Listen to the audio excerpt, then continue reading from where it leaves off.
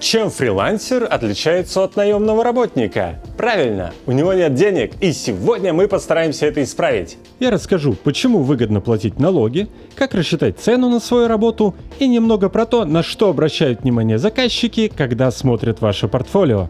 Это видео больше для дизайнеров, потому что я сам дизайнер и уже несколько лет успешно работаю на фрилансе.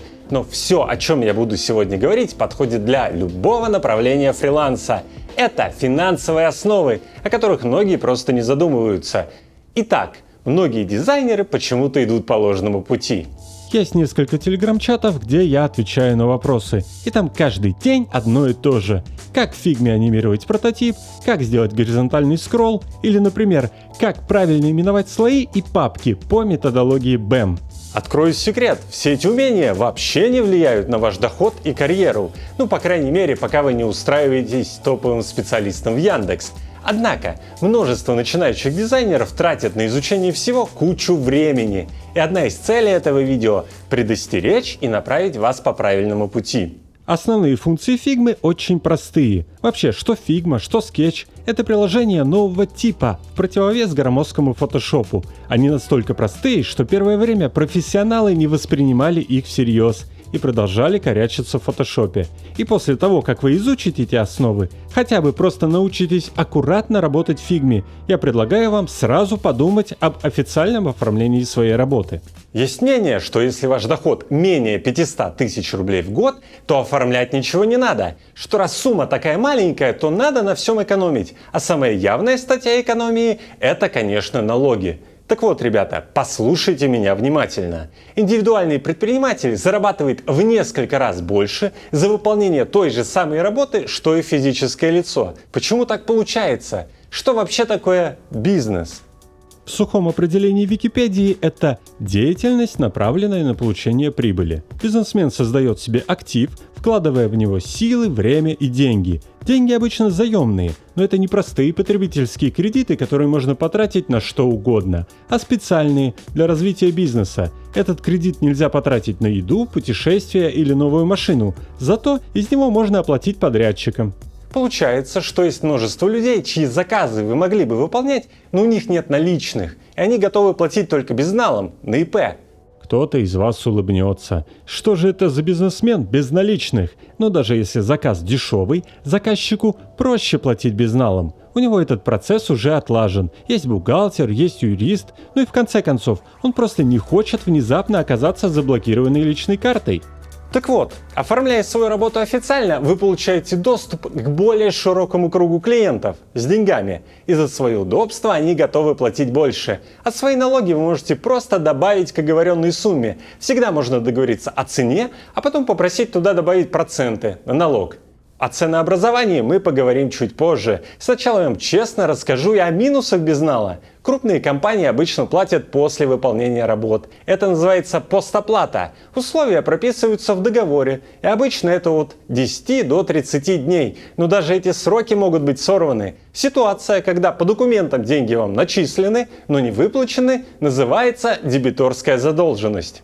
У меня сейчас по некоторым проектам уже несколько месяцев просрочка по оплате. Иногда я даже сомневаюсь, а стоит ли так работать. Но, к сожалению, это обычная ситуация в бизнесе, и к ней надо подходить серьезно. Поэтому я бы рекомендовал дизайнерам, которые уже в целом освоили Figma, потратить больше времени на изучение финансов и управления. Именно это и перенесет вам больше денег, а не какая-то там анимация прототипа. Вы должны научиться все записывать. Дату начала проекта, дату окончания, то есть подписания акта, и реальную дату оплаты. На первых порах, когда у вас всего пара проектов, кажется, что все это можно удержать в голове. Но записывая, вы соберете статистику. Часто в ней можно проследить сезонность. То есть в какие месяцы у вас больше заказов, а в какие меньше.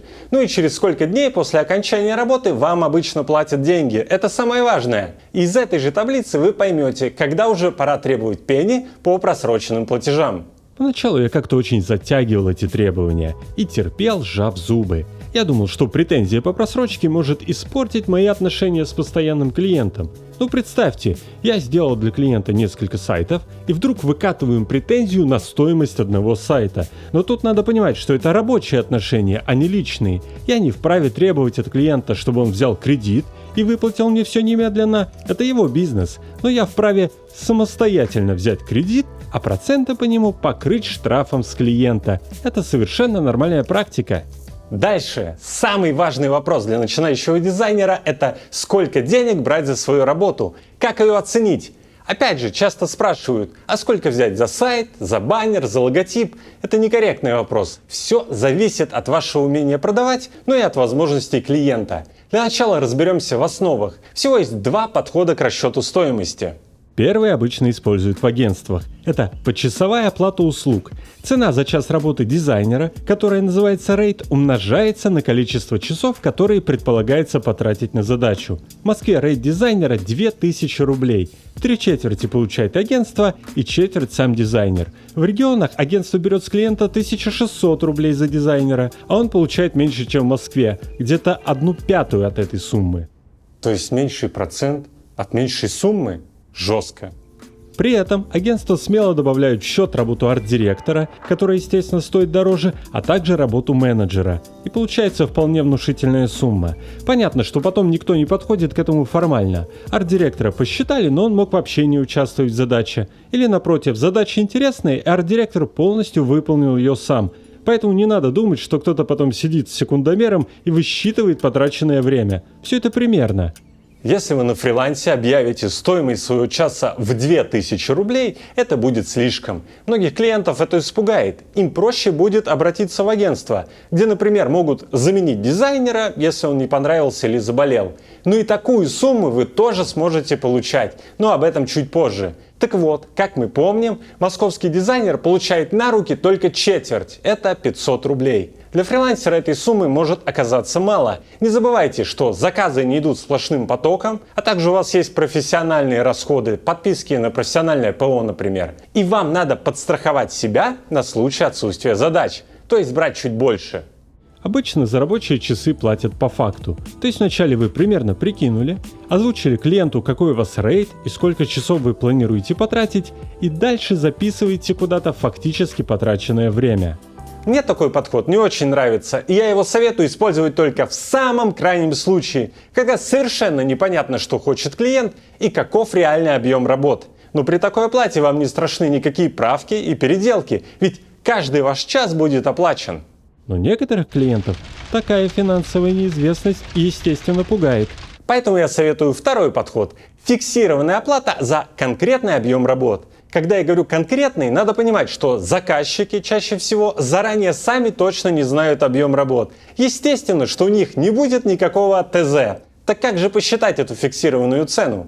Во-первых, надо посчитать, сколько денег вам нужно в месяц. Надо составить свой персональный бюджет и учесть в нем все свои расходы на еду, квартиру, развлечения, а также оплату подписок, если они вам нужны. И далее уже отталкиваться от этой суммы. Например, вам заказывают сайт. Вначале надо посчитать количество страниц. Для этого я всегда примерно, прям очень просто и мелко, карандашиком, стараюсь набросать схемы страничек, чтобы понять их количество и сложность. Если же это какой-то типовой сайт, например, интернет-магазин или корпоративный сайт, то как минимум надо сделать его структуру. Я это делаю бесплатно, еще до подписания договора. Это, скажем так, моя ставка на успешный заказ. Да и клиентам нравится, когда дизайнер активно вовлекается в задачу.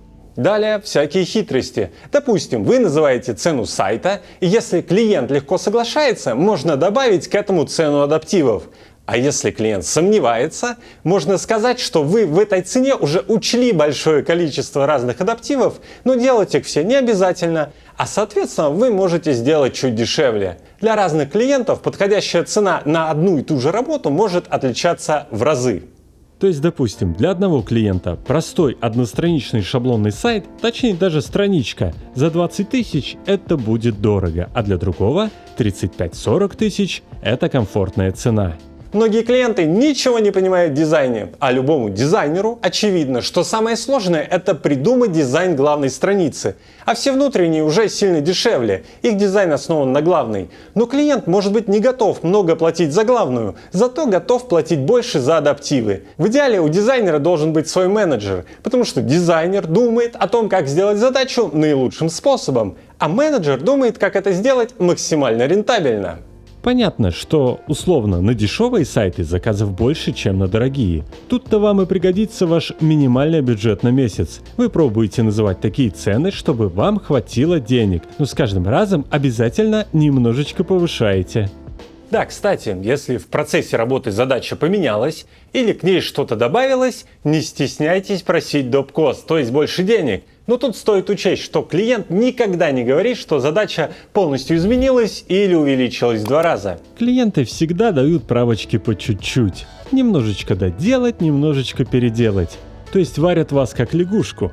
Очень важно замечать эти моменты и после очередных комментариев вкатывать доп-кост. Ну и в конце я хочу рассказать пару слов о портфолио. Как я уже говорил, очень многие пытаются сделать какую-то анимацию в своем кейсе или даже вставить кликабельную фигму и тратят на это кучу времени. Но все это делать не нужно, это не рентабельно, то есть ваши усилия не окупятся. А вот что нужно.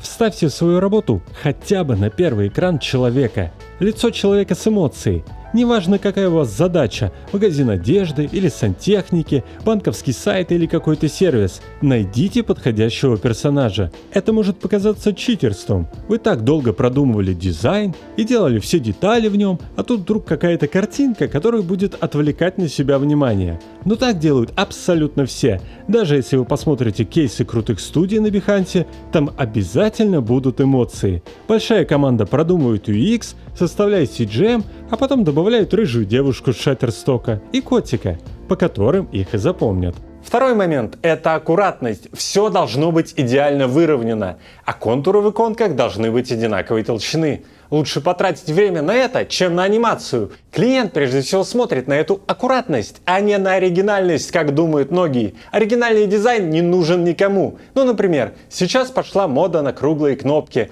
но эта мода она только на Behance. На реальных сайтах их никто не использует, они просто снижают конверсию. Пользователи, быстро прокручивая сайт, просто не понимают, что эти круги можно кликать. Поэтому мой вам совет – действуйте рентабельно, делайте только то, на что клиент обращает внимание. И уже сделав несколько кейсов для портфолио, вы сможете рассылать свои коммерческие предложения.